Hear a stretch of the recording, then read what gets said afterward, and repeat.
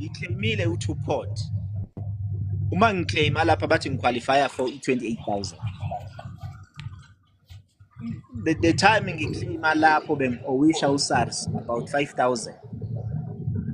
Mangiclaima u-2 pot leyo ngaleyo hope yokuthi if sengibhadalwa le mali izawuvaya iSARS bathathe le ngiyi-owishayo and then bese benginikeza i-change.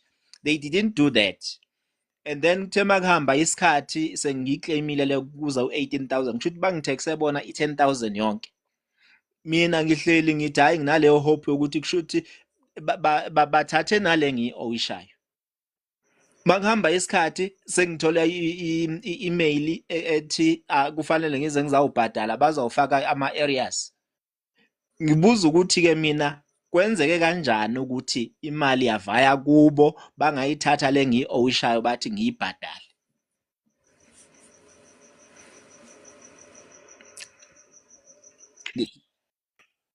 Kuzwakela? Yeah, no, ngiyacabanga ukuthi kuzwakele. Yeah, inokuba nzima bhuti wami ukuthi mhlambe sipronounce kuyona basically ama-facts onginikeza wona, but awuyena umuntu wokuqala osaraise similar issue. I think besikhulumile nobabunana ukuthi then mhlambe isisombululo kuba yisiphi.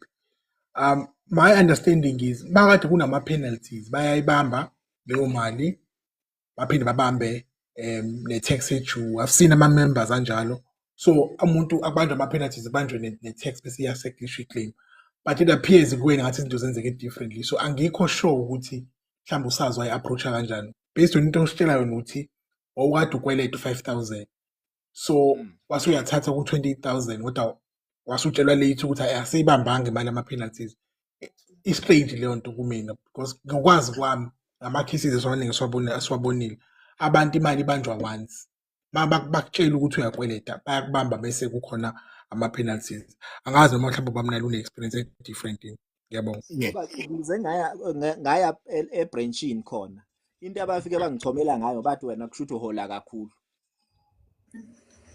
Angizange ngilithole usizo lapho. Bangichomela ngalokho ukuthi hayi wena uhola kakhulu. That's why bekutaxe kangaka. Mhlonishwa angisasitholanga isibongo. Ngicabanga ukuthi le bengingafisa ukuthi mhlawumbe uphinde ungiboleke yona leyo case yakho. Khona soyibheka ngoba kahle inhlo kumele sihlonze noma sizama ukuthola umnyombo.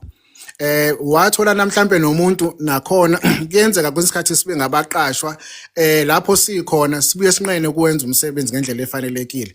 Ngizosho kanjalo bakuhla kuzwakala kahle kumsebenzi agent noma i-consultant yasemnyangweni omkhulu kangaka ukuthi akutshele lokho nje bese kuba sengazathi yona impendulo yokuthi wena uhola kakhulu. Akusona nje isizathu nakancane leso and akwamukelekile. Mhlawumbe uma ngabe escalator kwaleyo mhlawumbe wathi cha ngifuna umphathi wakho ke niphinde ningichazele wawuzothola mhlawumbe enye impendulo. Kodwa ke akusenani ngoba sekwenzeke kanjalo. Asibeke ekutheni iyadinga ukuthi ibukisiswe ngokuthi mhlawumbe sibuke masongena ku-e-filing wakho siqale si-trace sisodwa lapho sibone ukuthi masihlehla nendlela ama-assessments akho abekade eba yiyona nale assessment indlela ekwenzeke ngayo ngakhona kubonakala ukuthi konakale kuphi futhi kuzokwenza siphinde sibheke ne-directive yakho i-tax directive ukuthi i-application yayo kwayona akukho ingcopho futhizeni futhi wawukade ukhona konke lokho kuyadinga nje ukuthi kucutshungulwe. Akuyona into ezingakwazi nje mhlambe siphendule kalula ngokuyiqagela kulesi simo kodwa njengoba ngisho ukuthi egcineni kuhle ukuthi leyo nje i-exercise edinga ukuthi nje kubhekwe kubuyelwe emuva uthole umuntu ozokwazi ukuthi akusize. Uma unamuntu oyi-tax practitioner eduzane ngicela ubabele kuye uma ngabe ungenayo mhlambe ke ungathola ke indlela zokungithinta eceleni mase siphumela khona uyokwazi mhlambe nami ngikubhekele ukuthi ke kuhamba kanjani. Okay, ngiyabonga kakhulu. Ngiyabonga kakhulu Dlaba ngoba la kuma comment ngendlela okhala ngayo Dlaba khona bathi awedwa nabakhala esinjalo kusho ukuthi inkinga lezo engehlele wena kuphela baningi abantu ababhekene nazo. Siyabonga kakhulu nje eqhaweni namandla. Nangu lapho uKode lapho. Kode spoiled. Siyabonga kakhulu Dlaba eqhaweni namandla. Ngiyabonga ba. Yebo. la uNkulunkulu lapha qonda amandla Awu. Yebo, sanibonani ninjani bahlonishwa? siyaphila Yebo, baba siyaphila. Hayi siyaphila man. Yazi inkinga yami ifana ncamashini lo mfethu oqeda kuphuma uDlaba. Ifana ncamashi ngeke ngisaphindele emuva kakhulu ukuze abanye bazoba nesikhathi. Kodwa bese umbuzo wami uthi ngabe uSARS yena kungani ungasebenzi njengamabhenki kube abantu ekubeni ube wazi ukuthi yonke into oyenzayo usuke ukweleta makunjani ungaqhamuki sokuthi sokutshela ukuthi uyakweleta ekubeni ungakweleti ufike wakweleta before ku-2pot le yayo yokuqala bafike bayithatha imali yabo babuya futhi okwesibili bathi uyakolota kodwa ekubeni beyithathile imali kungani-ke ukuthi ibhenki-ke li-challenge as ama-South African citizen ukuze sizokwazi ukuthi vele uma wenze lokhu uzongena ogibeni elikanje ngoba yena phela uSARS manje seqhamuka sekutshela ukuthi uyakolota uthi uyabheka ngapha uzibuze bazokudrayisa bakushonisele bafowethu hayi umbuzo wami omningi bengizowubuza hayi abafethu sebedile ngawo sekuyilowo nje lo ukuthi kungani ukuthi uSARS ungachallengeeki kwazakala ukuthi in order ukuthi mawenza lokhu uzokolota uSARS njengebhenki uyazi ukuthi mawuthatha imali bakutshela ukuthi la interest la so much percent knowing exactly ukuthi uzokhokha imali engakanani mawenze lokhu obvious soyazi ukuthi sokolota imali engakanani. Ngiyabonga abahlonishwa. siyabonga kakhulu nje qonda amandla siyabonga kakhulu maphilisi hey madoda amakameno hayi omunye ngala uNkulunkulu omunye ngala maphilisi qonda amandla hayi maphilisi maphilisi Ngiyakuvusela sanibonani. ninja hey Igama lami leli Babekhomo. Siyabonga Nkosi yami Babekhomo ukuthi usifake lolu hlelo la SARS. Lana nginembuto mina la kule ndzaba ya SARS. Angathi noma sebesendlulile kuyo na ngoba nami ngingene la ngangena nga-8 senet angikwathi ukuthi besendlulileni hayibuza maphilisi yebo baba ngicela kubuza ukuthi la uSARS kuhamba njani la eksenini unababe wakakho nayo usebenta ka-government nawe usebenta ka-government sewuyenteka ukuthi uyashona asashonile sengitax imali engaka 30,000 iminyaka neminyaka kuhamba njani lapho mina ngifuna kwathi lapho ngicela ningicaciseleni ukuthi kusuke kwende njani ngoba hayi ngifile kubhadara leti imali ngiloyo mbuto lenginawo Babekhomo.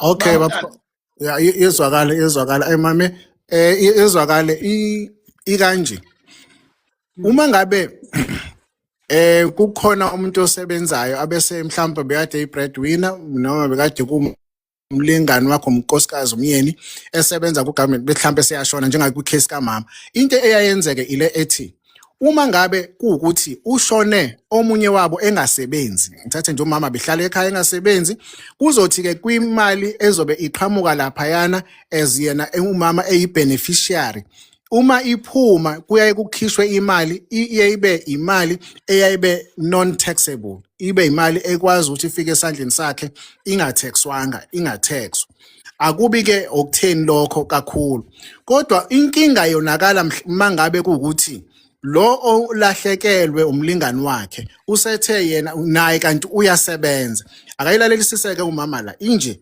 ngalenkathi usebenza umqeshi wakhe umama usuke eyibamba imali ngendlela efanele kuyena akasimkwazi ukuthi simphazamise indlela yakhe reporter ngayo kuSARS suke iqondile kwisalary nepayslip yakhe okanye payslip yakhe umama kodwa kuthi ke uma ngabe sekufika eminyangweni wakaSARS umnyango wakaSARS i-tax number yakho iyodwa bese kubhekwa ukuthi ke ingakanani inzuzo ingakho kuthiwa income tax leli gama lithi income tax yingeniso intela yengeniso lakho. So ke kuzobe sekubheka ukuthi ke libe ngakanani ingeniso kulonyaka. How much was your income this year? I-income izobe iqhamuka ngeminyango ehlukahlukene, angilinganisi. Omunye mhlambe uthothi unabantu abaqashisile, une-business lakhe, uyi-provisional taxpayer, i-income leyo engena kuyena. Omunye unalokhu une-business and so on and so forth. So ke kuyenzeka-ke kube kulo othola ukuthi ulahlelo owakwakhe. Uma isiqhamuka lena eyi-pension, yenza ukuthi i-bracket yakhe noma i-tax table yakhe iphazamiseke-ke manje ngoba sekuzobe sekubala labo 3,500 mabe u-3,500 akade bathola times 12 months bese kwakha isamba esithile bese kuthiwa lo muntu ube undertaxiwe ngoba kahle kahle imali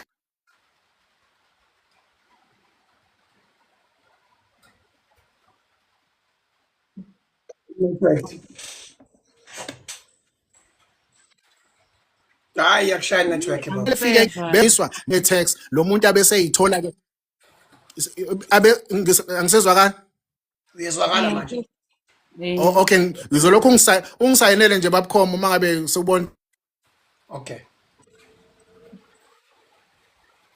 isimo siyabheda. So ke ngaleyo ndlela ke kwenza ukuthi ke uma ngabe secalculateelwa afinyelele esimeni sokuthi ke isiyaphoqa ke ukuthi ke kuphinde kufunwe intela yalena enye inzuzo yakhe. Yiyo ke lento ebisiyinyusa ke imali yakhe. Senza kanjani ukudila naleso simo?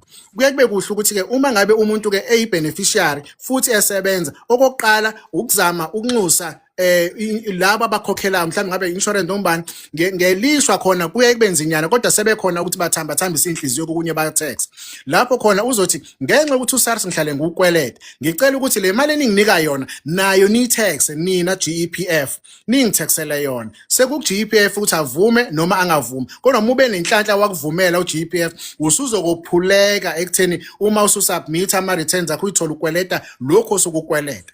Indlela yokuqala leyo yokuzama. Indlela yesibili yokuzama eyokuthi ke nina SARS ake ningichazele kahle kahle umalini mina engabe ngitaxwa yona kule mali lena engithola imali engaka ngicela ningitshela ukuthi imalini esuke iyintela ehambisana nalokho bese beyacalculate ukuthi hayi mama sicela njalo wena muhola uhlala uyibekela u600 eceleni nje lo 600 eceleni iwona oyolindela ukuthi mhlazana sekufika lesi sikhathi esinjengalesi sokuthi kuthiwa uyakweleta usuyawuthatha uyawufaka laphana ngaleyo ndlela ke usuthekwa wona wakha vele kuba into enjengaleyo ongase uyisebenzise ngelishwa isystem nje imi kulolo hlangothi lokuthi kuyezwakala kuyazulana nawe kodwa ngenxa yokuthi ubusebenza kwenzeka lokhu sinyusile tax bracket wena ofanele ukwenze ukuthi ubone indlela zokuthi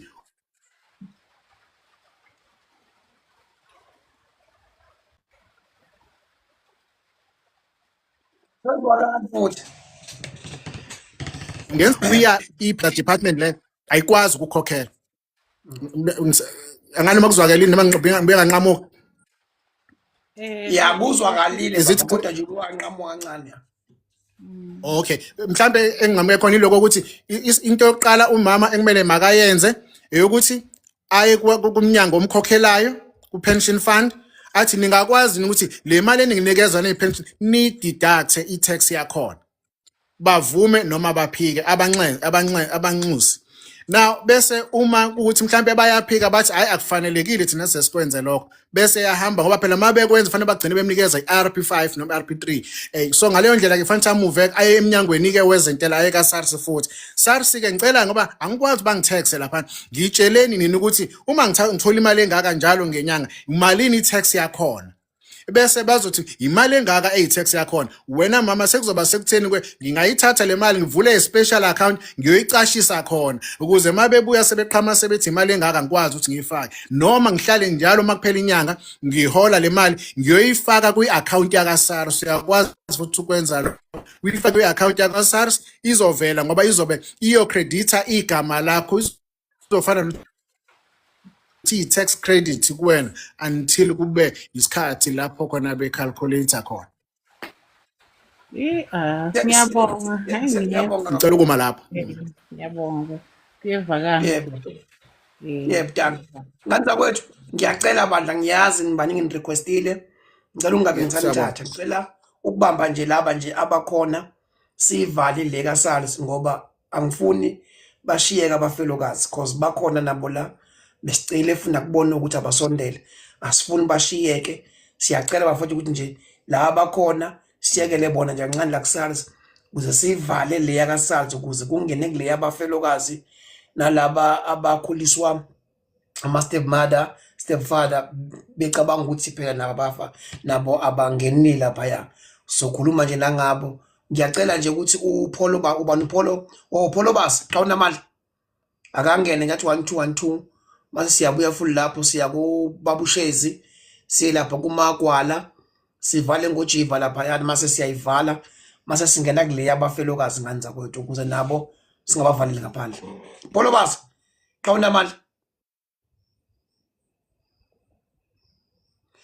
ubaba unala njalo uyangena okhosini uzositshela ukuthi ungena ngaziphi ikhathi station lezo umsakazo ungena ngaziphi ikhathi uzositshela siqedela ukuze nawe umlalele umfollowe akwazi akusize la engakusiza khona Babushezi engathi uPholowazi lapha uvayelekile lapha Angibingelele ebusuku angibingelele ngane zakwethu. awunamandla Sibonge bahlonishwe sibonge kakhulu. Nginenkinga nami la. kaSARS ngizocela ukulokhuza mhlawumbe kuzothi ukuhluka kancane. Nginenkinga la ukuthi ngaba nenkinga ye-ID.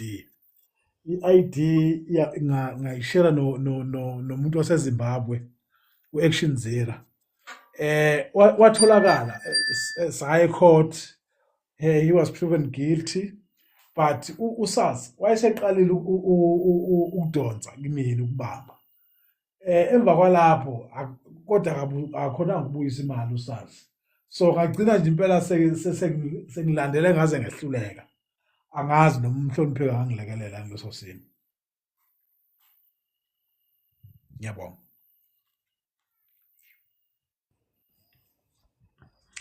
uzimalanga babunala nozwile umbuzo nenkinga abheke nabo Babushezi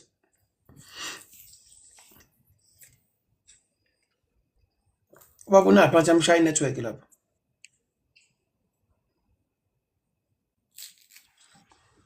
okay angizokukhipha Shezi bazobabe right Magwala Okay. yep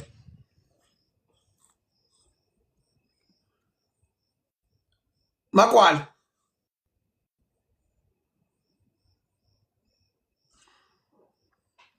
abantu kwenzakalani Hello. Magwala Hello. Yebo. Ngiyaphila. Uyangizwa? Ngiyaphila Yes, baba njani? ngiyaphila kakhulu Okay baba, mina ngiyaxolisa bandla ukuthi sesilate ke ngizothi nje 1-2. Mina nginenkinga kaSARS. uSARS nje usengihlangahlanganise kabuhlungu kabi. Kusukela 2023 uSARS wathi ngimkolota 27,000. But ya end up ase plus or minus 34,000. Mangibuza ukuthi yani bathi bona angisubmithanga 2009. 2009 kwakunyaka wami ngiqala ukusebenza. So lo nyaka lo sasigijima nje sijaha ukuyosubmitha ngoba sazi ukuthi kwaSARS kunemali oyitholayo uma usubmithile. Mina ngasubmitha 2009 but uzongitshela ngo 2023 athi angisubmithanga ngo 2009 all along ngiyasubmitha akasho lutho ukuthi angisubmithanga 2009 uqhamuka sekathi bebengichaja 250 a month ngenxa ukuthi angisubmithanga 2009 why bebengangitshela ukuthi wena usubmithanga 2009 bazongitshela ngo 2023 sengisebethi ngikolota imali engaka bebengichaja all along so leyo mali le uSARS muya kuyena ubuza ukuthi ukweleta kanjani akasayingeni leyo methe nje uyakolota ukulindela ukuthi wena wenzeni ubhadale leyo mali leyo kwathi 2024 ngazimpintsha ulambisa izingane ngoba nangu sazi ukuthi ufuna imali yakhe so ngawuzame lo 34,000 ngawukhokha ngawuqeda wathi 2024 wathi ngikolota 16 owani u16 nakhona hayi uSARS usekhulumile asathi asayakuphikiswa ngawuphinde ngawubhadala waphinde last year athi 15,000 so ngaleya ye16 wangiganisha ke lapho ngase ngikhathele nami wangiganisha ke wayithathela ngayibukela manje wathi ngikolota 15 so ngizamile futhi mangibonasa nginikeza uSARS mina imali angisayi-enjoy imali yami yebonus because mangambhadala uzongiganisha. So nginaleyo problem ke kuSARS ukuthi nami ngathatha u2 pot hayi wayidla uSARS imali yami ngingamkolotiki lapho wathatha eningi imali le. So angazi kaSARS ukolota makwenze njani kanti. Hey babunala Yeah. nazi inkinga Yazi nami nobabushenzi naye ngifuna lembuzo yokuthunje le inkinga lezo uthu lezi udile nazo ubabushenzi chatha umzwanga ubushawe network babushenzi yes. uphinde ukuze mase engena a responde umagwala nakuwe babushenzi. I summarize ubabshezi ukuze singashawa more network. Okay babushenzi Kodwa ke kubabshezi bekade ukuthi uyithola ekweleta ngenxa yomuntu wayekade sebenzisa imininingwane yakhe kwathi neseqalile sekhokha inkantolo yakwazi ukuthi imkhulule ngokwesihlwayo sayo ukuthi cha yena umsulwa umuntu osenkingeni ilawyer ya. So ngaleyo ndlela kufanele ngabe uSARS uyamrefunda ubabshezi. Yileso simo ubabshezi athi ke ugqeqe wagqeqa kwangenzeka lutho. Ngathi ngizwile into enjengalo ngaphandle mangabe nginephutha ngizwe kahle mangizwe kanjalo. Uyizwe kahle impela mphathi wami hayi kunjalo nje sengaze ngayeka.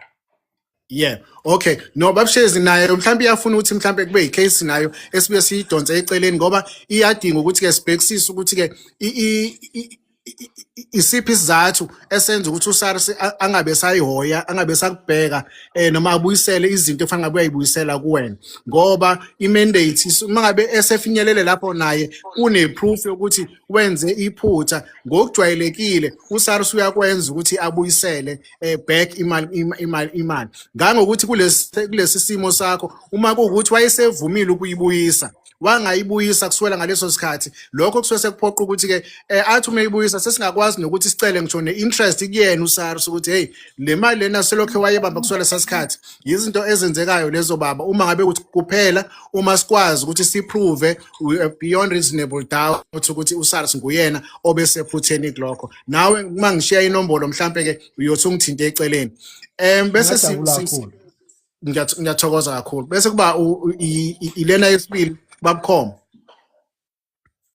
lena yesibili yes kadade la indaba kaMem naye indaba yokweleta kangaka u2009 angilinganise nje lo 2009 akhuluma ngawo wayengakaqali u250 tax return yabona ngalezo ikhathi so ongenzeka mhlambe kuimposiwe kwase kuya reverse kwahlehlwa kwayale emuva izinto lezo kufanele siyibheke kwenziwe yini into enjengaleyo okwesibili kube ukuthi esinye sezehloko ngoba usisi kuvela la ukuthi wayesubmithile ngayo 2009 mhlambe engenzeka ukuthi sibheke kwakumanual submission mhlambe walahlekelwa inamaphepha ayekade enawo ngenzeka nalokho futhi ngoba kwesinsikhathi into lapha kwisystem uthola ukuthi mhlambe yena unayo iproof enesigxivizo nje sakasathi ngasubmitha ngo2009 nakho ngakathi omunye yakwazi wagcina amaphepha kanjalo mhlambe omunye uthothi ngempela akakwazanga wagcina uma besasekhona angaba enye izinto engase sibambelele kuyona uma sifisa ukuthi sizame ukuthi ke simlwise esimeni abhekene naso kodwa nakhe singakusho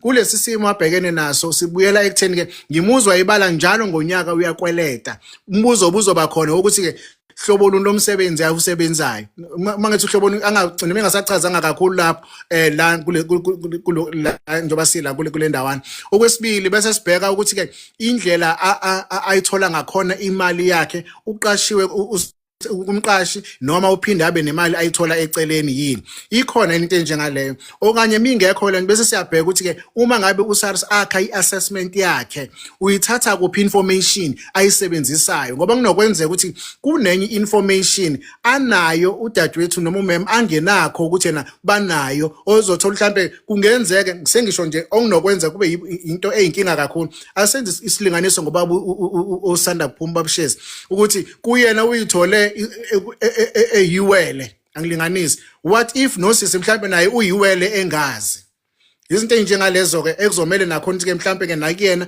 ihlehliseke into yakhe ngoba ukwazi ukuthi lokho wakweleta njalo ngonyaka uyakweleta kezwakala ukuthi kwenzeka ngalesa sikhathi kuyipenalty mhlambe kuyimali yama penalties kodwa kulokho kunye kusounda like kwase kuyi-assessment wakweleta kuze kube no 2 point wakhe naye wahlutheka kanjalo engicabanga ukuthi nakuyena ke icase yakhe iyadinga ukuthi ke bese siqala phansi sicubungule indlela ama-assessment abekade enziwa akhe ukuthi enziwe ngendlela okuyiyona yini noma mhlambe kukhona iphutha elithile elathi lenzeka.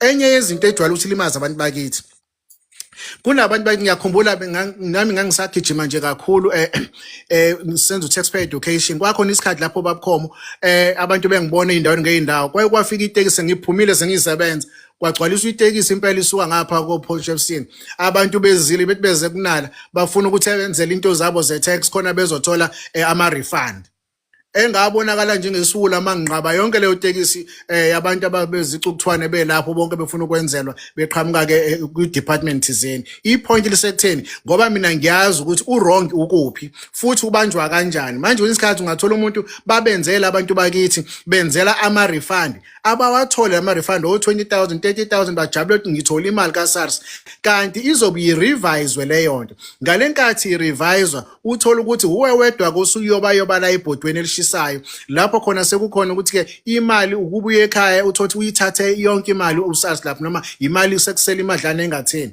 ngiqonda ukuthi angisho kudadewethu kunjalo ukuthi yisimo lesengixoxayo nje ukuthi kwesinye isikhathi abanye abantu bayithola bengena kuloyo mgodi okwenza ukuthi imali zabo bese zilandwa late ambese umuntu uthothi ke misilandwa leyo mali usekhohliwe umuntu kwakade kwenzeke kanjalo so izimo lezo ezinye eziyazibe ngunobangela ukuthi kube khona abantu abayithola isikhathi bekweleta izimali ezinkulu kodwa ngendlela achaza ngayo usisi kuzwakala engazathi yena akekho kulolu hlangothi bengilusho nje mangabe kukhona olalele la ozazi ukuthi wakathola imali ezinkulu wacela abantu abathile bamenzele lokho kwenza kwakho bona bayithola ipercentage kuwena bahamba umuntu wakhuthuzwa uwena ngoba egcineni leyo mali ifunwa kuwena bona bengasekho basutha bahamba so asiqaphele lokho futhi nathi uma siya kubantu ngeinto ze tax ungalinge uhambe uthi ngifuna unala angenzele izinto zami khona ngizothola imali uma ngikwenzela iservice siyenza ngiqonde ngqo ithule uma kunemali ejube by you izoba ujube by you uma iujube to you izoba ujube to uthole okufanele ngoba ukufanele ukuze ungayitholi kusasa usukhala.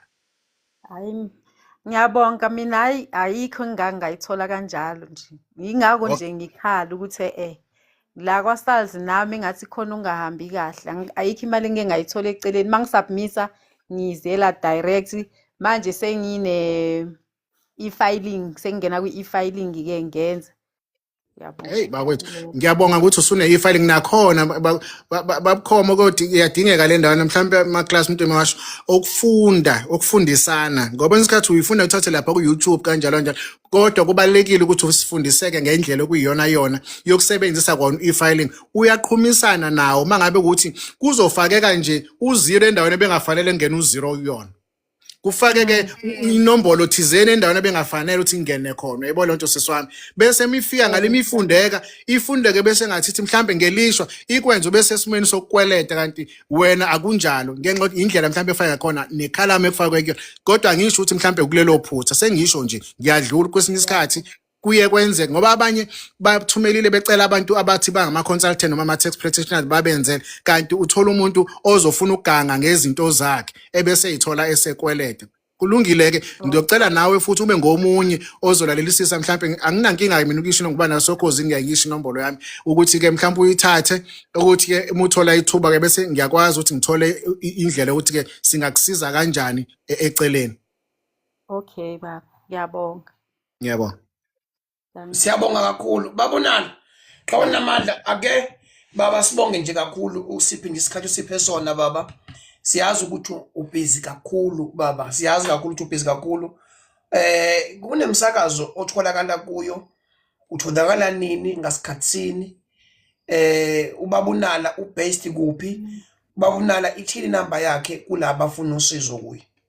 Okay imsakazo ngiyabasokhozini kodwa kwamanje besamile kuba ngizwakala emoyeni mhlambe ngizobe ngibuyele lapha ngabo April kodwa ngale kwalokho uyawulalela izwi lomzansi kwizwi lomzansi njalo ngamasonto kwizwi lomzansi ngijwayele ukuthi ngibe khona between 12 and 1 so sikhuluma zona lezi indaba lezi ebese kuphinde futhi kulona izwi lomzansi ekseni kakhulu makuzosa kube ulesithathu ngo1 ebusuku ngo1 eintatha ngo 1 nje so ngizwakala khona u98.0 izwi lomzansi noma ungena ke mhlawumbe udonsi app yakhona ukwazi ukuthi usithole lapho kwizwi lomzansi ngokunjalo ke bese kuba khona ke namanye ama radio local station engase ngiwasho e.g. banokungibema ke babukhomo ey'ndaweni ey'ningana kodwa ke nakho la ngitholakala khona onke uma ufuna ukudila nami uma ukula ku TikTok seku @gwija21 @gwija21 bese inkampani unala coaching and training uma usende email uyakwazi ukuthi info@nalacoaching.co.za nala coaching ucoaching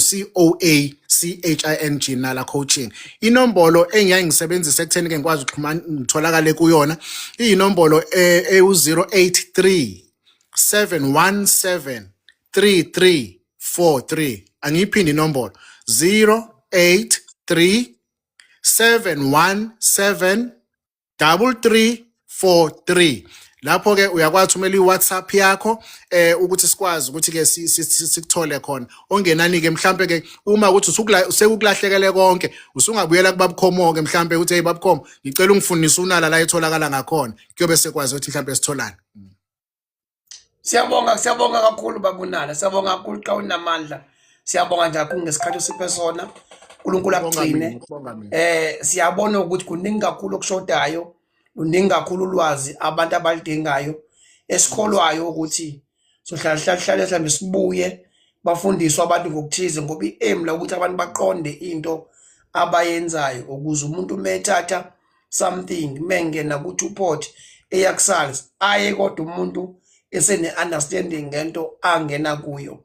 Siyabona ukuthi abantu abaningi njengamanje bathi hayi siyangena thina sizofa kodwa ithi ungena uthi uzofa kodwa lalela abantu asebengenile ukuthi bona kwenzakaleni ngoba indlela ibuzwa kwabaphambili asebengenile ku-Tuport check up bona kuqala ukuthi ke bona ke babhekene nani ubaphathe kanjani ngoba ufunda ngamaphutha akho ufunde ngamaphutha futhi abanye abantu.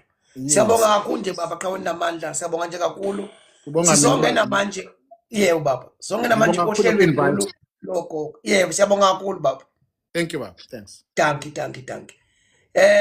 Nganza kwethu njengamanje abafelokazi sizokudila nabo njengamanje kudala bekhala belindile sizodila nabo njengamanje abafelokazi kuzokuba ilaba abakhuliswa ama step mother or step father ashona bacabanga ukuthi mhlambe nabo ababhekelelanga kodwa nangu kuzimalanga uzokwazi ukuchaza lokho maye ukhona umuntu omaziyo omfelokazi obenomyeni mhlambe obeka government sondeze uthi akasondele ngoba namhlanje sizodila nabo qhana maye kuzimalanga over to you baba.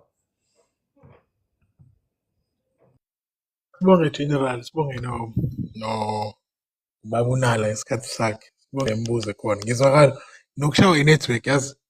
Yes baba ngizwakala baba. No sibonga kakhulu. Kulesigaba ngizocela nje mhlambe because before mhlambe kube khona imibuzo ukuchaza ukuthi iprocess yokudecide ukuthi obani abathola imali. So imibuzo eminingi engiyitholile ibingukuthi ngakhuliswa stepfather wadlule owayesebenza endaweni ethile wadlula emhlabeni angaze ngithole lutho. So ngizochaza iprocess yokuthi kudecidwa kanjani ukuthi imali inikwa abantu. Kokunye ngizofaka ama case ke general angiwafaka ama case ngoba mhlambe kuyi lecture ngifaka ama case mhlambe uku-emphasize ukuthi how ama courts view lento because into issue angazi muzokhumbula kwathi kushona u-former deputy president uDavid Mabuza kwathi ngo-44 million imali yakhe kwa umndeni wakhe wangenelela kwathi leyo mali ayingakhokhwa. Now leya process eveza ukuthi ukudlula kwe-breadwinner kunamuphi umthelelo ebantwini. So ile nto esozama ukuyichaza. Now ngizokhuluma so okwenzeka kwi-GPF kujwayele ukwenzeka nakwi-private fund. So ngicela ulalela i-principle mhlambe ngizobe ngizama uku-illustrate la. Kukhona ukuhluka mhlawumbe okuncane between the two. Esike sikubone ukuthi GPF is a bit behind i-private sector kwizinto. Now, ngizokhuluma ngeprocess eqhamuka kwi-section ye-Pension Funds Act 2, Section 37. Now, Section 37, up to 1976, especially kuthina abantu abambisholo, asikaze sibuke njengabantu. So, kwakuthi mhlambe obaba bethu bebesebenza ezimayini, adlule emhlabeni ubaba eshiye umama ekhaya nabantwana, umqashi athole umuntu ozolandela abeqhubeka. Kwangekho into eyi-pension benefit. Engekho imali yempesheni ekhona. Abase-Transnet ababe nabazali abasebenza e-Transnet bazokwazi lokho. Transnet-ke uqala ukuba u-Transnet, I think, after 1990, before kwakuthiwa u-railways. Now, ababesebenza ka-railways bazokwazi lokho ukuthi abantu abamnyama ukuze ba-recognize njengabasebenzi kuqale around 1990, 1993, which is a shame because mina nje ubaba wakwasebenza ka-railway from ama-50s, but ngathi ephuma nempesheni leyo mnyaka ayesebenza ka-railways akayitholanga imali. But asifuni ukungena kwi-politics yala because i-personal view yami ithi ugovernment ka-President Mbeki awenzanga enough ukuthi ulwele abantu abamnyama bathole ama-benefits, but akuyona i-political space la so ngeke sikhulume ngayo. So u-Section 37C, so uma kade kudlula umuntu u-Section 37C uyakunikeza i-guidance ukuthi kwenziwa njani ukuthi imali icazelwe labo abashiyile. So nawo ngamaphutha, uqala ngamaphutha ayenziwe. Abantu abaningi bayitshela ukuthi umuntu uma ene-will, imali izoya babhale kwi-will. For i-death benefit, unfortunately, i-will iyabukwa kodwa akwenziwa into ebhalwe kwi-will. So le nto ibizwa ukuthi i-testation. Umuntu meshiya i-will iyafundwa i-will. So ngeke ngibone imindeni mayilo ukuthi hayi mina ungibhale kwi-will wena akakubhalanga. Akunalutho lokho. Iyaconsider i-will but akusho ukuthi kuzosebenza yona yodwa. Okwesibili, khona lethu i-interstate succession. So interstate succession kuye kube khona mhlawumbe emaqhaweni namandla. Angazi ngingabuzana. buza general. Okay. Story lesine. Umalume wami ubekade eshadile. Ubeshadile nje unkosikazi wakhe ababanga nabantwana. Unkosikazi kaMalume ukhulise labatwana laba abakhulisile bakhula bafike babancane kakhulu kuyena besaphathwa abanye bebancane kakhulu ngoba kwashona abazali. Mangabe bekhula washona uankeli, meshona umalume wami kwashiyeka umalumekazi wami. Umalumekazi wami uma ngabe eshiyeka ubona angani mic yakho noma mindset uma ngivale mic yakho la khona mhlawumbe kuzoba lula. Asivale mic. Uma ngabe umalume eshona umalume, ushona umalume, kukhona amatekisi nje akhona amabili, kukhona umuzi, kukhona imiqasho ekhona ayiranayo umalume. Umalumekazi wami ke wayese eyokwenza iwili. Uma ngabe enza iwili umalumekazi wami wabhala bonke abantu bakubo, even kusho umuzi okhule lezi ingane lezi, umuzi ebehlala lezi ingane lezi. Wabhala bonke abantu bakubo, wazwabhala kusho izingane zodade wabo ukuthi usibanibani ngimnikeza ingane kaSisi, usibanibani ngimnikeza umuzi, ubani ngimnikeza umuzi, ngimnikeza ukuthi ngimnikeza ukuthi. Iwill leyo ebhaliwe ne. So ngikuzwa mangabe uthi iwill noma ingabhalwa ifunde kodwa ikhona enye indlela. Ngifuna ukubuza ukuthi ke njengoba iwill ikhipha lezi ingane lezi ezikhulele kulendlu, ezikhuliswa yena umalumekazi wami, kodwa ngokuthi ayizalwa kubo, zizalwa kubo kamyeni wakhe. Ikhona yini into enobulungiswa entweni efana nayo leyo ekutheni nazi ingane zikhulile, zikhuliswa yena umalumekazi, kodwa umalumekazi masebhala iwill useyibhala ngabantu bakubo. Yebo, angazi ngiyinto ekishoda mbe ngiyezwakala yini ukuthi ngikuzwa mangabe uthi iwill kuyenzeka ifunde kodwa iphinde futhi yabona kulungiseke ngenye indlela ezinye izinto. Ngiyabona qonda manje mangivakalile. Okay, ihluke kanje generally ngokuzwa kwami. I-case ka-uncle nomalumekazi babebhala i-will ukusplitha ama-assets other than i-pension fund. Mina ngikhuluma ngento eyenzeka makukhona i-pension fund. I-will le ukhuluma ngayo, it sounds engathi Oh, all right, okay. ama-assets are outside of i-pension fund. So for the purpose yale discussion sikhuluma nge-pension All fund right. ukuthi Yeah. umuntu bekade enesikhwama kwenziwa njani. So mhlawumbe asisebenzise le example-ke ezolandela. So kufanele u-understand-e siqale ngokuthi umuntu ongayishiyanga i-will, kuye ukuthi umuntu bengayishiyanga i-will kube khona ku-apply umthetho ekuthiwa i-interstate succession plan, ukuthi akayishiyanga i-will, so what was i-intention yomuntu. Now kube khona futhi uthola ukuthi esifanele siku-consider khona lapho uthola ukuthi le concept esidumile manje yama-hippies yokuthi upartner, life partner. Mhlawumbe uzothola ukuthi sikwi-relationship, siyathandana, sihlala ndawonye. Now does it mean ukuthi izoconsiderwa yini? Ukuze u-understand lobo budlelwane, kufanele u-understand ama-terms asetshenziswa ama-trustees asetshenziswa nawumthetho. One, kuba khona abantu ekuthiwa ama-legal dependents. Uma ukade unkosikazi womuntu odlule emhlabeni, i-spouse, ubizwa ngokuthi uyi-legal dependent.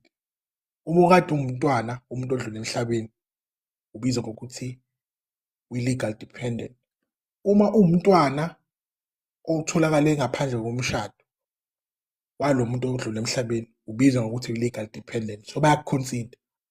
Uma ugogo noma uwumzukulu walo muntu odlule emhlabeni, uyi-legal dependent. Kuyafana futhi nabazali nodadewenu nabafowenu. Kubalulekile ukuthi nika-understand ngoba khona think koyi-one ongisedekile ukuthi umalume uselwa lento nami. Unfortunately umalume uma kubhekwa ukuthi uba obedepende kumuntu odlule emhlabeni, nabo bayaconsider. But kukhona-ke i-test eba khona. Bese kuba khona into ethiwa ama-factual dependence. Factual dependence ila bantu uthanda ukupartner. Ukuthi hayi besingashadile kodwa besihlala ndawonye. So ubedepende kumuntu odlule emhlabeni. Sekuba khona-ke manje eSouth Africa ekuthiwa ubulili obufanayo, la ukuthola khona ukuthi uSamson uthandana noPhilani. So kuleyo case futhi uma uPhilani ethandana noSamson, kukhona uSamson adonda uPhilani. Noma kuthiwa babulili obufanayo, kuba khona into ekuthiwa yini, factual dependent. Yaqhamuka kumthetho okuthiwa i-Civil Union Act 2006. Bese kuba khona kulaba abama-Muslim. So up until 2024 ama-Muslim anomshado kuthiwa inika. Inika umshado wama-Muslim la khona nishada ubuka njengomshado kodwa ubungabhaliswa.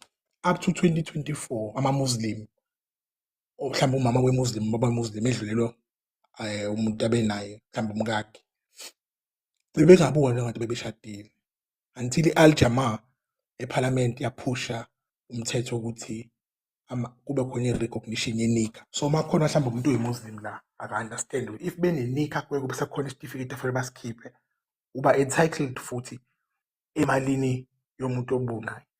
Kunanto futhi kuthiwa yini i-recognition of customary marriages. Uma unengoduso kade uthi uyayithatha mhlawumbe kwase kuyashona umuntu or uyashona naye isikhwama somqashi, ungakuveza uyaveza into ey'thile ukuthi hayi bese ngicelile la nayi incwadi, nayi imali engiyayikhokha, nawo ama-minutes bazokuconsider.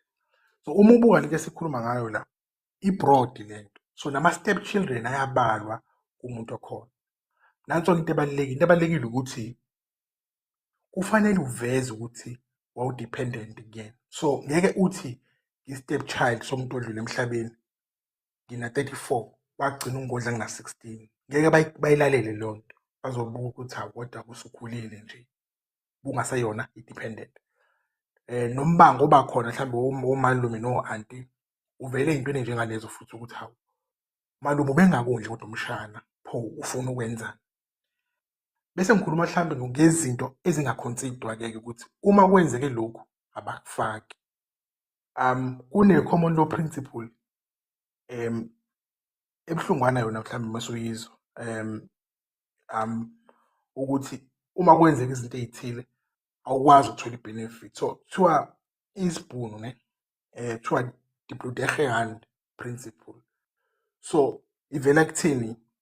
uma uthandana nomuntu mhlambe owesilisa abese eyambulala owesifazane akakwazi okwesilisa ukuthi abizwe nge-dependent because kusebenza i-principle ethiwa i-Bloederhand ukuthi ubulawe wena phela ukwazi ukuclean. So bengisaba mhlawumbe abantu bebefika kumina ku-inbox ubabuza ukuthi why mhlambe umama noma u-anti engayitholanga imali mhlawumbe waba nesandla ekushoneni kwamufi ngoba ama-case where umuntu uzothi hayi nangunkosikazi nangu-husband bese sithola ukuthi hawu u-husband uyanukeka ecaleni awukwazi uphinde uzohambisa imali uyinikeze lowo muntu kodwa umntwana walowo mshado uyaqualifya for ukuthi ayithole lowo mali. Now ngizokhuluma mhlambe nge-case edale mhlawumbe kube khona ukuthi ukuliwe kube khona ukulokuthi ku-case ka-Netcare Pension Fund no-Tiamo legalagala. So kwakukhona u-principal member bengakuTebogo legalagala owayithandana noBunolo. uTebogo wayeshade wayenonkosikazi bese ukuthi uBunolo wayesancinza so umamncane bathola uTiamo. So ekuthandaneni kwabo washona uTebogo. uTebogo beshona unkosikazi kaTebogo athi hayi imini legal dependent ngoba bengishade naye. Makwenziwa i-investigation kutholakala ukuthi hayi ubenaye futhi ingane out of wedlock which is uTiamo. So fanele ayithole imali. So uNetcare Pension Fund yaqasha u-private investigator. Wabuya i-private investigator wathola ukuthi hayi benabo abanye abantwana because into ejwayele ukwenza masithola ukuthi principal member ushonile kuye mhlambe kubhekwe kwi-Home Affairs ukuthi ube nabantwana abangaka ababhaliswa under his name. Yingakho kubalulekile mhlambe wena usazothola umntwana ukuthi ayivele phela i-ID yakho ukuthi umntwana owakho avele omabili ama-ID ukuze bese kwenziwa i-investigation mawudlule emhlabeni akwazi umntwana ahlanganiswe nawe. So kwasiza lapho kule case. So kwenziwe-ke kuphenyo hayi kutholakala ukuthi hayi uTebogo ube Tiamo. Bese ama-pension fund kanale tendency ukuthi makathola nje ugcobho mhlambe khokhela iclaim avana afane ne-insurance avana athi asifuna ukukhokha. I-pension fund refuse umkhokhela uTiamo uthi hayi Tiamo utholakala outside of i-marriage and the Bloederhand principle applies kuwena ukuthi uthola wena umzali wakho uBunolo wabulala watholakala ukuthi uBunolo waba nesandla ekushoneni kwaTebogo. I-query now i-question was ukuthi does it mean uTiamo naye uzosafara yini? Kwatholakala ukuthi uTiamo no uzoyithola imali. So yarula-ke i-High Court yathi hayi no uTiamo phela wengekho uma wakhe decide ukuthi abulale uTebogo. So uyaqualify ukuthi athole leyo mali.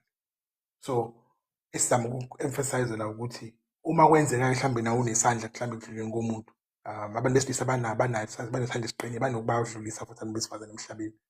Umntwana akanacala fanele alithole leyo mali. Bakhona mhlambe i-case enjalo i-right to stand on ungakwazi ukuthi uyilwe lonto uyiwine. I-case yesibili ngifuna ukukhuluma ngayo general or mhlambe before ngime kusizwakala ne. Yes baba Yeah. uyezwakala yes. I-case yesibili kaGanyeri. So uGanyeri ne-funds at work. Umbuzo ezama ukuphendula ukuthi uma uthi okay I'm a dependent. Uyi-dependent nini? Are you a dependent ngesikhathi eshona umember or are you dependent ngenkathi ku-decide the-case? So usection 37C nakwi-GPF it's something similar. Uyayinikeza u-12 months ukuthi udecide on i-case ukuthi okay lenzeni lonke uphenyo bese niya after 12 months kodwa fanele sebenziswe uqedile. So khona kade I think ebhala like eqaleni ethi ubaba washona ngoJuly kodwa imali ayikaphumi. Makhona umuntu odlule emhlabeni general akujwayelekile isheshe ikhokhe imali because kunama-investigations akhona. So you normally find ama-pension fund aspend imali enkulu kodokotela kwenziwa ama-paternity test kuma-investigators mangabe mhlawumbe umuntu eshone ngendlela engacacanga. Obviously mhlawumbe umuntu eshone nge-cancer ayisikho isidingo se-investigation etheni. But we normally find ukuthi mangabe mhlawumbe kuthiwa ushonile mhlawumbe ugwaziwe kuyabheka ukuthi akekho nesandla kulokugwazwa kwakhe. Asibile kuGanyeri-ke ukuthi inini la udecide khona ukuthi umuntu uyi-dependent. So uGanyeri wayekade nonkosikazi naye futhi waseba noma mncane base-Italy but wazalelwa la. Now unkosikazi wakhe wa-emigrate waye-Australia. UGanyeri yathi hamba noma mncane bashayise nemoto somewhere eGauteng. Bashayisa nemoto uGanyeri akayishiyanga iwili. Now into eyatholakala ukuthi wayekade senda WhatsApp kummeli ethi hayi noma ngishona imali yami ngicela ninikeze uma wami. So babe ney'ngane eseyikhulile. Now uma wakhe was a legal dependent. So uma wakhe athi yena hayi kuthiwa hayi mama uzothola imali kukaGanyeri kufanele ukhokhele leyo mali.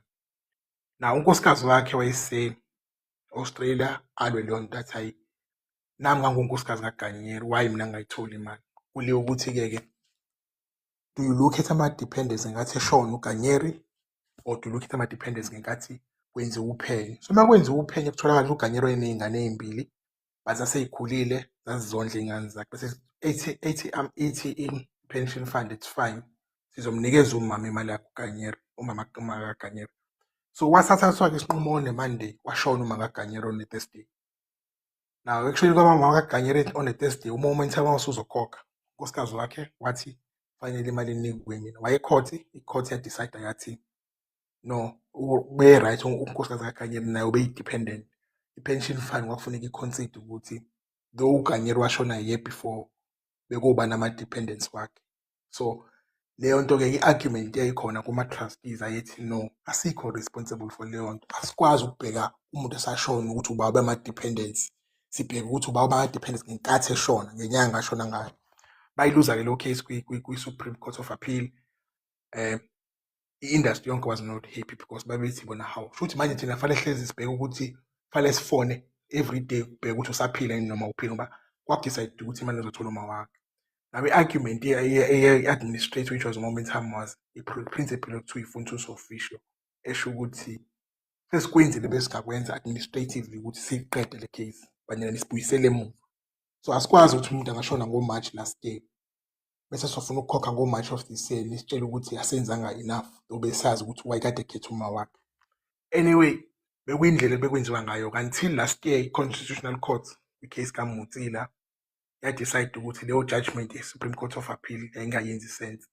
Fanele ubheke ukuthi ubani owayi-dependent at the time of death. Ngisho lani lento ngisho ngoba uma nawe ubheke ukuthi ubani wayeshade noma kodwa mhlambe washona uma akayitholanga imali. Mhlawumbe umama wakho wayengayona i-dependent eshona ukuba kwenzeke ukuthi thina abantu besilisa mhlambe sirelocate sekwenye i-province. Siwugcina umshado kodwa sithola umama omncane omusha. Unfortunately South Africa akubuki ukuthi benishadile kuphela kubuka ukuthi ubani obeyi-dependent. So ngenkathi eshona ubaba mhlambe ngathi esehlala umama omncane uzoveza ama-statements ukuthi bukani wayengondla wayithenga igross. Wayeshadile nomama abaseparate-anga so kungenzeka ukuthi imali ungayitholi. Kubalulekile sizazi lezo zinto because imibuzo masiyibuza mhlambe angiqondile ukuthi mhlambe umuntu uyamhlambalaza uma umbuza le mibuzo ukuthi kwakuyinini kathi kukhona lokho kwenzekayo. Naw okugcina general ngoba is not meant ukuthi kube academic lecture. Mhlambe okugcina ukuthi malini-ke le isikhwama. So izikhwama ihlukana kabili. Kuba khona isikhwama esinemali ekade isicontribute member bese kuba khona what we call insured portion. So insured portion-ke kuba ukuthi mhlambe uthola ukuthi member every month ukhokhela into eziwu-2. One uthenga ipolicy ye-insurance yokuthi uma ngishona akukhokhwe 20,000 or 50,000 ukuthi ngingcwatshe. Ibizwa ukuthi i-funeral cover leyo. Bese kuba khona enye imali futhi over and above i-funeral cover ekhuluma ngokuthi uma umember eshona akube khona mhlawumbe i-multiple of income. Yini i-multiple of income? So let's say uhola 150,000 you are 50 years old. Mhlawumbe kuzothiwa kule mali obuyihola ngathi ushona siyi-multiply ngo-3. So it means uthola 450,000 over and above imali yakho obuyibeka eceleni kwi-retirement pot, invested pot, savings pot. Iyayihlanganisa leyo mali. So kubalulekile-ke ukuthi uma mhlambe imali iphuma u-understand ukuthi isikhwama sisebenza kanjani. Ikhwama eziningi abantu abazi batshelwe imali e-wrong abantu bakholwe leyo mali. So ilezo zinto efanele mhlambe sibuye siyibheke. Okugcina bengithe ukugcina iqele sorry. Ile nto ethiwa ama-nomination forms. Ama-members uma uyimember yesikhwama kufanele uyigcwalise into ethiwa i-nomination form ukuze isikhwama sakho kufanele sazi ukuthi ubani ozothola imali emedlule emhlabeni. I-GEPF iyastrugglisha ngale aspect where ama-departments awekho careful ngokuthi agcwalise i-nomination form. So kufanele mhlawumbe ubuze ukuthi igcwaliswa nini i-nomination form, uyigcwalise bese uyayithumela. Isiza kuphi i-nomination? Isize ku-locating ukuthi obani abantu abahanda isikhwama sakho. So noma kuthiwa unengane outside of umshado bayebhalisiwe kuba lula. So kubalulekile-ke mhlawumbe sesiconclude ukuthi wazi ukuthi akusona zonke iy'khathi la uzothola khona imali. Just because mhlawumbe umzali wakho beshadile nomufi akusho uzoyithola yonke imali. Kwenzeka ukuthi mayitholakala mhlawumbe ube nesancinza, kube imali ezokuthola isancinza, kube khona imali ezotholwa abantwana. Lokho kufanele ukuhloniphe because ama-courts ethu asho lezo zinto ukuthi imali in terms of section 37C nakwi-GPF law ayiphumeli kuphela lo muntu obeshade naye, nabanye abantu bayathola. Kwi-example generally I think ngicacisile ukuthi into ebalulekile ukuthi sikhuluma nge-pension fund, sikhuluma ngamanye ama-assets. Ama-pension fund assets kuphela sokhuluma nawo. No, bengizokhuluma nge-maintenance ukuthi uma une-maintenance order khona abantu lento ukuthi kube khona i-maintenance order ukuthi ukweleta iy'ngane, qale kukhokhe i-maintenance order before kukhokhe imali zenu. So uma ubaba ebekade nabanye abantwana watholwa yi-court kufanele akhokhe i-maintenance, iyadecide lo, iyadidaktha lowo mali. Uma kade ukweleta i-loan ebhenki bese ushonile, aniyitholi le mali ade ka-member yonke, qale kudidakthwe i-loan bese kukhokhwa imali yethu umndeni. Kubalulekile ukuthi nizazi lezo zinto. So fanele wazi ivele benefits, fanele wazi ukuthi obani abanominathiwe. 3, fanele uhlezi u-update ama-nominations akho ukuthi abe khona. Engaka-advise kubantu ukuthi ababe ne-pension portion mhlawumbe ukuthi abayithenge le policy ukuthi kuphume u-50,000 makwenze kushona ngoba iyayisiza endlekweni zomngcwabo. Generally ikhokhwa within 48 hours of ukunominate. So ukuba informed, uma u-inform isikhwama sesikhulume ne-insurer yakho bese iphumela umndeni ngoba uyabhala ukuthi ufuna imali yekubani. Angiyimi lapho General, ngiyabonga. Xa unamandla nangu lapha uMandi lapha uthi uMandi ubaba wami wayesebenza ugovernment ne eshade nomnye umama, thina zange sifumane lutho. Kungabe into enjalo uncedakala kuphi? Kungabe kukhona uncedakala okukhona kulonto leyo? Nangu uMandi uthi yes. Okay. Wayesebenza kuphi baba? Government. Wayesebenza ngohulumeni. Okay. Yes. Mhlambe wayengakanani umember ngathi kushona ubaba ngoba ngisho yes ngabe ubaba wakhe ngabe illegal dependent uthi umntwana otholakala ngaphandle komshado, kodwa mhlawumbe uma una-34 uzondla ngeke baze bakuconsider. Ingakho mhlawumbe ngicela more details. Into eze-death general azikho straightforward, engathi ihambisana nemibuzo. Angazi noma angakwazi nokungena. Engathi kuhle umuntu mhlambe a request khona kuzoba lula kakhulu umuntu ayibuze lena ngoba into esuke ibhaliwe esinye isikhathi isuke ihluphe. Abantu abarequestela abafowethu abasekuqaleni ba-2port no-SARS angazi bafowethu ukuthi bangadelika yini singafaki umuntu asibuyisele emva, uyabona. Siyacela nje ukuthi nje behle khona sizokwazi ukuthi le mbuzo le iphenduleke kubantu abaqondile. Baba uThabo, Ntate, ninjani baba? sikhona njani? Si-right baba. Yeah. Anginambuzo khona manje ngizobuza. Okay. Qhubekani kusalalele. Okay, kulungile baba. Kulungile. Alright. Okay. Yebo. Nkuzimana ikhona futhi le ade bekhala ngayo, angazi sizoyisolva kanjani. Le yabafelokazi abanenkinga yokuthi kwashona mhlawumbe abayeni babo, uma kushona abayeni babo kodwa uSARS still usacala imali kubona. Leyo futhi angazi sikhuluma kanjani kodwa abaningi bebekhala kakhulu ngaleyo ukuthi siyafa uSARS singabafelokazi. Kodwa nangu Mandi, Yeah. Mandi. Hayi tata. Molo mntama. Molo tata, ninjani? Hayi Nkosi inhle, kunjani ku? Siyaphila nathi baba. Hayi, Thina baba, ke siyabonga. eyethu ingxaki ukuthi mna ngangina 19 and ngiyi first born. Then omunye brother wami naye umncane kum, I'm sure wayinoma 17 or so. Then ubaba wethu wayesebenza kwa-agriculture ku-government. Ngeso sikhathi aswelekayo, I was 19, it was 2004. Then umama lo wayekhona eshade naye nabantwana nomntana wakhe ngaba abafumana isabelo, thina zange sifumane lutho. Angazi nokuthi into ezinjalo ndingabuza phi or ikhona nje into esinoyenza ngayo.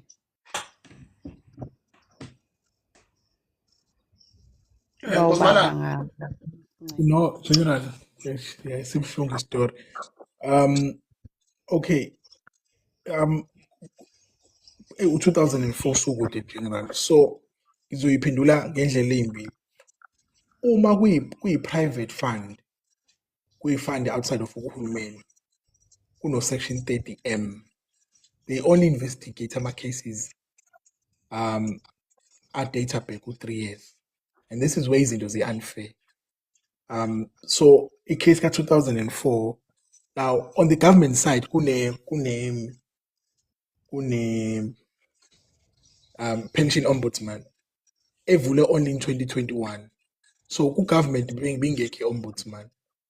I just need to confirm mhlambe before kuphele lo live ngizosho ukuthi i-period abayi-investigate i-data kugcina kuphi. Kodwa on the kuma-private funds, unfortunately, General, ema-investigations abo ku-pension fund adjudicate ihlehla ngo-3 years kuphela, unless uveze ukuthi wawukade uyisubmithile imatter. Now ku-government ombudsman, I mean i-office elisha qhamuka ngo-2021. I doubt bazoya that far back. Kubuhlungu kona ukuzwa lokhu, but abasajwayele ukuthi bahlehle kakhulu kuma-case. Ingakade ngithi politically u-government okhona awuzange uze ufake ama-structures in place ukuthi le information ihlezi readily available. Awena wedwa baningi abantu ukuthola ukuthi izinto zabo zi-data to 1999 bese beyatshela ukuthi asi-investigate imethe endala kangaka, but we know ukuthi kwaba khona i-wrongdoing. So yeah, ilokho mhlawumbe engakuphendula ngizo-check-a la bese ngiyaconfirm ukuthi i-ombuds office igcina kuphi, but knowing u-government, I think nayo izokwenza the same thing yenziwe i-private sector ukuthi they'll only go back ngo-3 years. Yabonga. Okay ke tata, siyabonga kakhulu nge-information. xa semntakama. Thank you tata, thank you. Okay, enkosi kakhulu. So Nkosimalanga, iyiphi iminyango e-right for bona abanye mhlambe nje abangayingena? Because khona obhalela uthi yena-ke angazi makhuzakala yena. Uthi yena wasweleka utata wakhe wesemncinci kakhulu na 2 years. So tatakhe wayekade ephangela ku-government, but kubuya ngathi akukho izinto azithola. Kulawo ma-case anjalo mhlambe xa unamandla kukhona ukusizakala ngoba phela wesemncane kakhulu lo muntu. General, yazi lento likhona i-office le-ombudsman ePretoria. Enye yama-weaknesses akhona kuhulumeni ungabanakeleli abasebenzi. So uyakwazi ukuya i-website yakhona ithi www.gepo.co.za. Ufike khona ulodge complaint or ungene I think kwi-phone sengisanda ukuvula la u-012 inamba 1104950. Now reason ngithi u-government awukhombisa ukunakekela abantu, why i-office esePretoria kuphela? U-government u-employ abantu throughout the country, but you find ukuthi i-office esePretoria lise-Hatfield ePretoria. Angiphinde inamba 012 1104950. Mhlambe lowo angangi-DM, mhlambe sisende i-inquiry sibuza ukuthi ikhona into abangasiza ngayo. Mhlambe sizosenda i-inquiry bese siyamkhopha naye. Mene-email address sibuza ukuthi nangu umuntu kwenze kanjani, but we need ama-details ukuthi kubonakala ukuthi kwenzekani. Again ngizosho lento i-weakness mhlawumbe abantu abangazange baze bayibona. Ugovernment ngo-2001 for some reason decided ukuthi ama-pension fund can only keep information from going back to 1980. As a result, kunabantu engesibasha abamabhillionaire today. Abamabhillionaire ngenxa y'mali zobaba bethu nomama bethu ababesebenza before 1980 because bagcina ama-records up to 1980. And bese thina sitshela ukuthi ugovernment wabantu for the people by the people, but why ungawagcina ama-records? Now, ilezi zinto ezaduka-ke imali eningi ezaduka because i-record keeping yona issue. Kunama-pension funds avalwa FSB, which sibizwa nge-FSCA.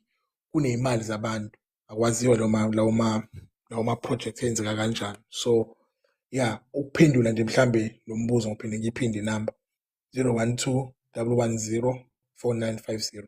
I-email ithi enquiries@gpo.co.za. Mhlawumbe angangidm bese siyabona ukuthi simsiza kanjani.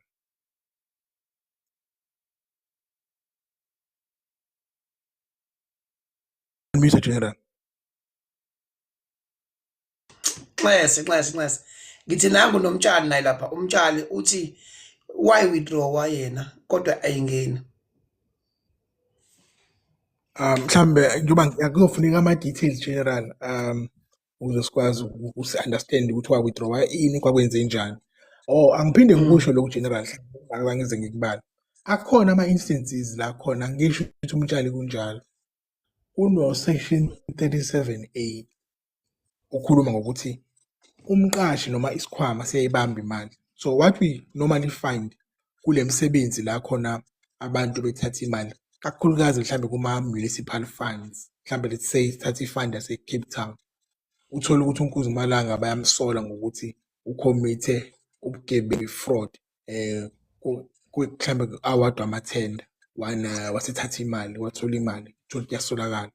Nayo into bayenza bazosenda inothisi, bazoya ecourt bathi akube khona what we call i-pension hold. Now kuzosendwa inothisi yokuthi lo msebenzi lo noma kuthiwa uyashona neyikhokha imali yakhe ngoba kune-hold on i-pension. Kube khona i-hold kwi-pension ukuthi imali ayiphumi. So noma kuthiwa kwenzakalani until i-court irule on a matter. So ingakho awuke wezwa kuthiwa, unfortunately ngizosebenzisa le example, abantu babenjengoba bo-Brian Molefe babanjelwe imali ukuthi imali yabe ingaphumi ko-Eskom Pension and Provident Fund.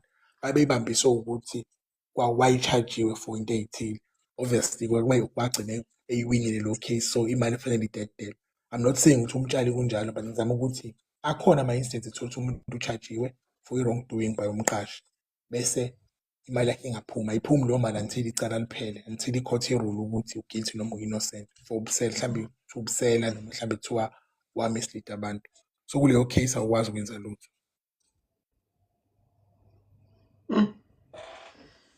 Yazi khawunamandla mhlambe futhi angazi ukuthi